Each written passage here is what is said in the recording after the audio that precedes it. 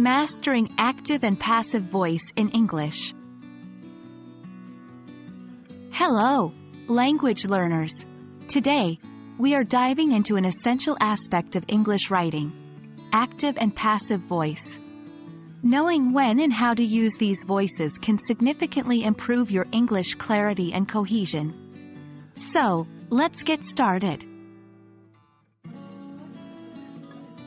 The active voice is when the subject of the sentence performs the action. In other words, the subject is active. It's direct, straightforward, and usually shorter. Here's an example. Tom ate the apple. Tom is our subject, and he's doing the action, eating. The active voice is generally preferred in English because it's clear who is doing what. Passive voice, on the other hand, is when the subject of the sentence receives the action. The action is done to the subject. Let's take our previous example and turn it into passive voice. The apple was eaten by Tom. The apple, now our subject, receives the action, being eaten by Tom. Passive voice is often used when the doer is unknown, unimportant, or when you want to emphasize the action rather than the doer. Swapping between active and passive voice is a handy skill, especially when you're editing for clarity and cohesion. Active to passive.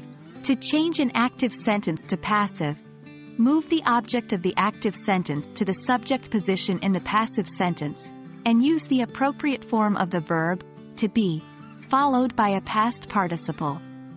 Here's an example. Dogs chase cats becomes, cats are chased by dogs. Passive to active.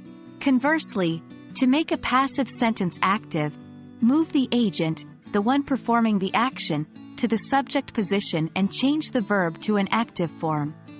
So, the letter was written by Sarah becomes, Sarah wrote the letter.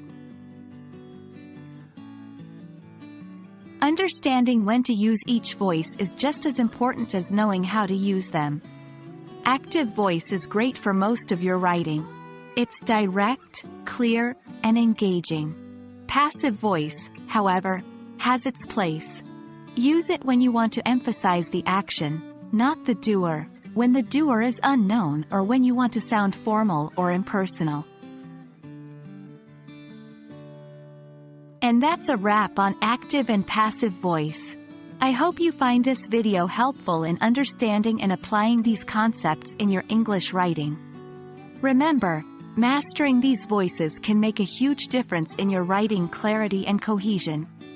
Keep practicing, and you'll get the hang of it in no time. Happy learning!